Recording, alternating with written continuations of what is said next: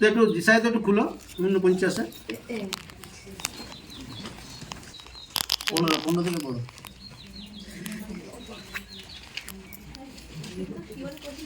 স্ত্রীলোক কি আপন স্তন্যপায়ী শিশুকে ভুলিয়া যাইতে পারে?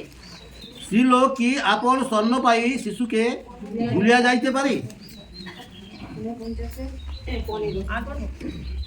পাইছি, বই কিন্তু ঠিক আছে।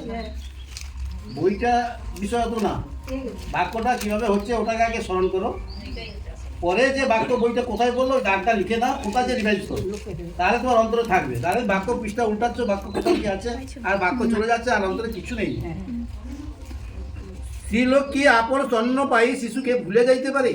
না, আপন গর্ভজাত বালকের প্রতি কেউ স্নেহ করিবে না। তাহলে যে মা সন্তানকে সৃষ্টি করলো, জন্ম দিল, সেই মা কি সেই সন্তানকে ভুলে যেতে পারবে? না, গর্ভজাত শিশুকে ভুলে যাইতে পারে। যাকে জন্ম দিলেন তাকে কি ভুলে যেতে পারবে? ছোট শিশু খাচ্ছে মায়ের বুকের খাবার, সে যদি চলে যায় তাহলে চলে গেল, কিন্তু মা কি তাকে ভুলতে পারবে? তার মার সর্বদা মনে হচ্ছে আমার ছেলেটা কোথায় আছে, কি খাচ্ছে, কি কম আছে, ঘুমাচ্ছে কিনা, কোথায় ঘুমাচ্ছে, হাজার চিন্তা। কার? মায়ের। সেই গর্ভজাত যে মা সন্তানকে জন্ম দিল।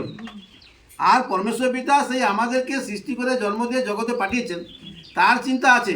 কিন্তু আমরা কি করছি? তার চিন্তার ধারে কাছে নাই, শুধু ফাঁকে ফাঁকে ঘুরে বেড়াচ্ছি। কি? শুধু নিজেদের লাভ নেওয়ার জন্য। কিন্তু পরমেশ্বর পিতা মনে কষ্ট হচ্ছে, তিনি সর্বদা আমাদেরকে নজর রাখছেন।